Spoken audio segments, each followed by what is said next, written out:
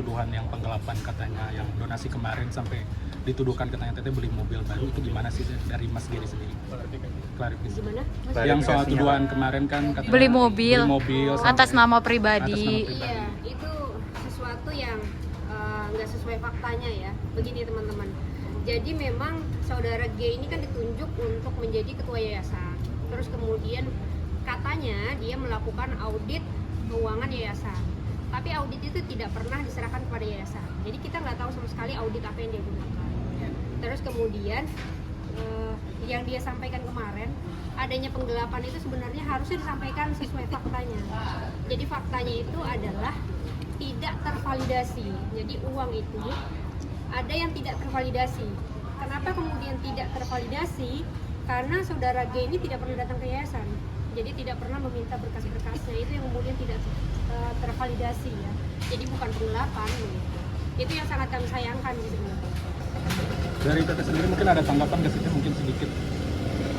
Tanggapannya sih Iya, prosesnya yang udah terlalu lama, saya juga kayak udah agak ngeblank kalau bisa ditanyain kasus ini berulang-ulang kita jawab dengan pemberitahuan yang ada lagi yang buat saya tuh harusnya nggak perlu, dan tadinya preskon kemarin harusnya tidak perlu karena mereka bukan siapa-siapa lagi, itu bukan orang-orang yayasan, tapi mereka memberikan statement terkait yayasan. Buat saya itu over banget ya. iya.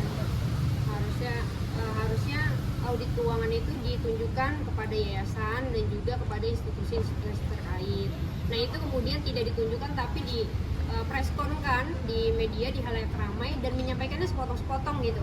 Harusnya dia sampaikan saja bahwa data itu tidak tervalidasi. Kenapa tidak tervalidasi? Karena memang saudara G ini tidak pernah melakukan rapat di yayasan, tidak pernah datang ke yayasan.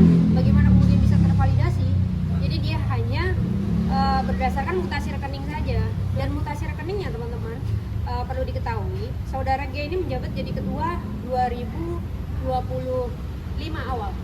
Ya, tapi dia meminta mutasi rekening di perbankan 2022. Jadi sebenarnya ada itikat tidak baik sebenarnya yang dilakukan oleh saudara G untuk mencari-cari kesalahan yayasan. Jadi dia premutasi itu dari 2022 sampai 2025 yang dia bahas itu hanya 90 juta. Sedangkan 90 juta itu sudah ada pertanggungjawabannya. Seperti itu. Kalau emang mungkin sebelum-sebelumnya ada delik-delik yang lain, mungkin dia akan memberikan statement. Mungkin nggak ketemu, jadi dia hanya mempermasalahkan 90 juta itu. Berarti Teteh sendiri sudah melaporkan katanya kemarin mungkin lewat Bandisa Sudah sendiri. kita laporkan. Yang dilaporkan Sudah kita siapa aja? laporkan. Saudara G dengan saudara P udah kita laporkan. Atas deliknya apa? Atas 374. 374 penggelapan dalam jabatan. Teteh Tenopi sendiri kan kabarnya udah dilaporkan sama Mas Giri. Mungkin tanggapannya seperti apa Teh? Sampai hari ini kita belum menerima panggilan ya. Jadi kalau memang mereka melaporkan, maka kami sangat senang sejujurnya, sehingga ini halayak ramai kemudian mendapatkan jawaban gitu ya seutuhnya siapa yang kemudian melakukan kesalahan di dalam yayasan ini gitu. Dan apalagi statement-statement yang menyatakan bahwa ada pemalsuan di yayasan ya, terus ada penggunaan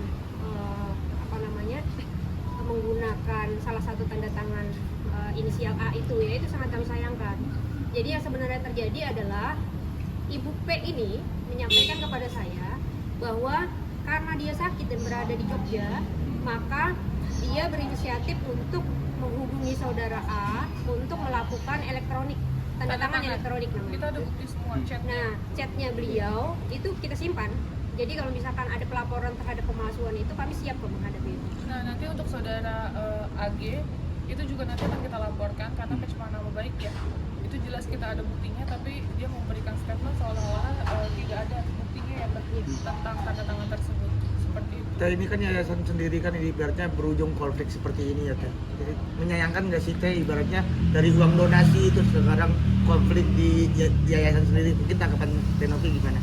Oh, sangat menyayangkan, dan saya sebenarnya jujur orang yang paling dirugikan dalam hal ini gitu. Hari ini saya baru dapat laporan terkait dari dinas sosial ya, kita ini dapat teguran, dan yang terakhir kalau nanti ada kesalahan mungkin izinnya akan dicabut katanya gitu. Nah, katanya udah ada penyampaian juga dari dinas sosial untuk pengurusan PUB ya, tapi tidak disampaikan oleh saudara G.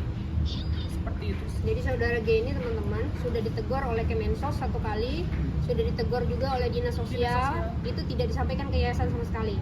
Nah kami yang kemudian mencari tahu ke Kemensos dengan Dinsos akhirnya gitu, karena memang polemik ini kan berkepanjangan dan saudara G ini muncul dengan sesuatu yang tidak valid gitu. Itu yang sangat kami sayangkan.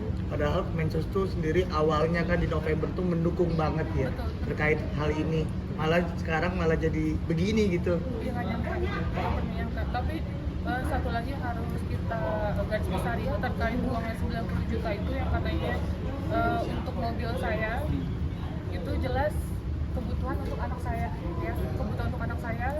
Kita membeli mobil itu cash dan 90 juta itu sudah dipertanggungjawabkan ya. Jadi dari 2022 yang Mas G ini mutasi print dari yayasan ke 2025 itu yang dia bahas hanya 2024 ya. Itu yang dibahas hanya 90 juta itu. Berarti yang ke Kemensos kemarin itu mungkin bisa dibilang Mas G itu bohong ya, bukan laporan tapi teguran ya berarti? Iya, teguran. Ya. Kita ada suratnya, bersurat. Kita dapat suratnya dari Kemensos dan itu Kemensos menyatakan dia tidak pernah mengarahkan untuk saudara G bertindak dan untuk atas nama yayasan. Ini kan berlarut-larut ya Teh. Banyak kerugian juga nggak sih yang dialami pada yayasannya sendiri? Banyak banget, mulai dari endorsement banyak yang cancel karena huru-hara seperti ini kan. Terus yang kedua, YouTube saya nggak ada yang jalan sama sekali, view-nya juga anjlok kalau baringnya turun. Terus pekerjaan, keluarga yang mempertanyakan banyak banget. Tapi kenapa sih Teh mungkin orang-orang yang udah bukan di yayasan masih speak up menggoreng-goreng ke Masih speak up, ya aneh. Kalau buat saya pribadi, Ibu P itu pada saat ditanyakan kenapa alasan dia memberikan statement tersebut atau dia speak up untuk saat ini, katanya alasannya sakit hati karena ditegur. Buat saya, ya namanya saya leader atau saya atasan, menegur ketika ada karyawan yang salah, masa nggak boleh? Kan harusnya boleh aja.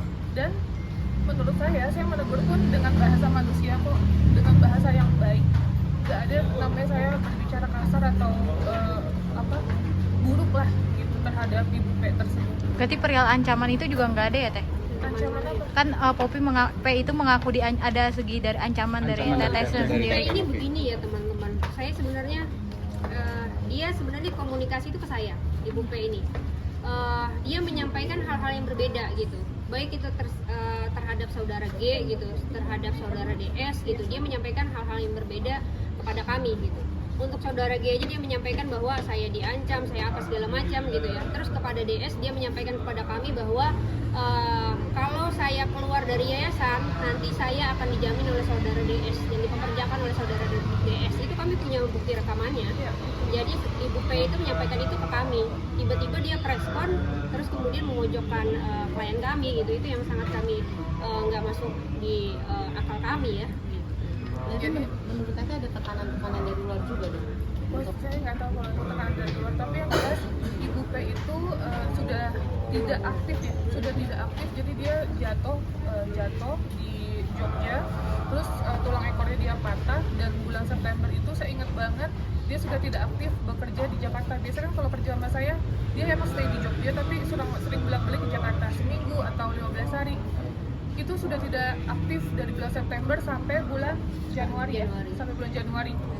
Dan saya masih menggaji dia secara full. Jadi pada saat dia memberikan statement, saya pakai kaget banget dan shock, gemeter. Kok bisa orang terdekat saya yang notabene saya kenal beliau 2012 memberikan statement dan menjatuhkan saya di media. Seperti itu sih. Dan saudara AG itu adalah teman satu angkatan saya di airlines. Dia waktu itu di PHK, dia di force juga, dan dia meminta pekerjaan sama saya. Dan waktu itu saya hanya ada lowongan sebagai driver. Dan dia berkenan saya gaji. Jadi makanya dengan statement dia yang kayak gitu saya nggak tahu, kaget juga. Teh ini kan juga udah panjang ya, harapannya gimana sih Teh untuk kedepannya lagi konflik ini tuh mau diapain arahnya? Harapannya saya selalu berdoa dimanapun semoga cepat selesai kasus ini, kita bisa fokus masing-masing dengan urusan kita dan pekerjaan kita, dan ya saya harap sih tetap keadilan ditegakkan sih. Mau damai ya, duduk bareng atau tetap melalui proses hukum aja Teh? Damainya dengan siapa ya? Sebenarnya kan pihak kami tidak ada berkonflik dengan siapapun gitu ya. Jadi kita mau bilang damai dengan siapa gitu? Mau baik dengan pihak Bang DS, dengan Bang Pablo, dengan Gary, dengan siapapun nggak ada masalah gitu. Jadi kalau kemudian dibilang kami berkonflik, kami sama sekali nggak berkonflik. konflik gitu, nggak ada masalah.